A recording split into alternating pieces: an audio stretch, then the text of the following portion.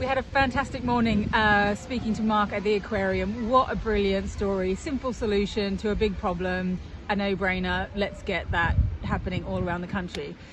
So we've walked outside. The weather was horrendous, but I've had a surprise visit from friend and actually long-term sponsor of Conservation Without Borders, Bruce. Thank you very much. Sacha, welcome to my hometown of Plymouth. Is it? Well, it's your hometown, and it's also, for me, where I learned to scuba and where I learned to freedive, so it also has a bit of a special place for me.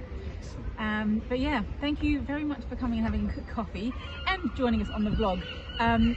What I'd really like to have a chat about is well, partnerships with people like you and with your company Rix Kay are a really important part of the conservation work we do. And when did it first start, and what on earth convinced you to get involved in expeditions? I think it probably started just before you undertook the flight of the Swans, so that's 2015. Yep. And prior to that, we'd worked with Penn Haddow and Daniel's Martin Hartley on the Captain Arctic survey. So you're a sucker for for challenging projects. Yeah, we've for done a lawyer. Yeah, quite adventurous for a lawyer. Yeah, but every step of the way, apart from up in the sky with you, obviously.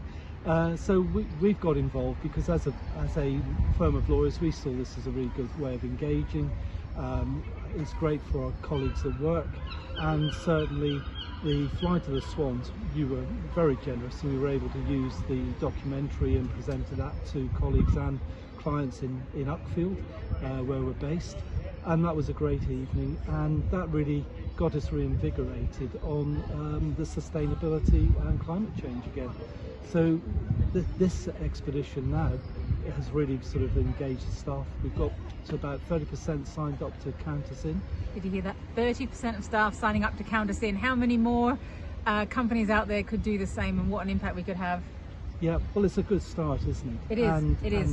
And it's been great working with you on this project again, and helping with the legals on it. So yeah, it's helped enormously because during COVID we've had to review the way we're working, and we've gone to a hybrid method of working, which will cut down on travel for colleagues, and also it's engaged with the paperless office, which we've been trying to work on for some time, and also we've had another look at buildings and reviewing cars as well.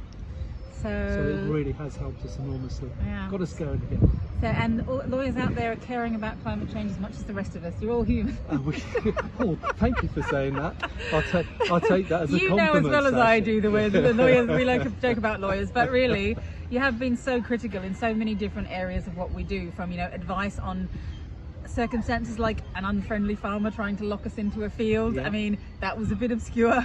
To contracts and things, getting other partners on board, but also engaging with contracts for staff and all the rest of it, but also helping to just be another voice and take part in our roundtables with other businesses. Those have been absolutely fantastic, and the breadth of individuals involved, their experiences, and it's been people across the world that have been joining these calls on the webinars. It's absolutely great, and we're delighted to be again working with you and CWB here, and looking forward to the future as well as to what your next expedition might be on climate change. Actually Bruce knows what the next expedition is. All right, on that, I think you can give us a bit of a tour of Plymouth, as I don't know the centre. Well, there we go. That's great.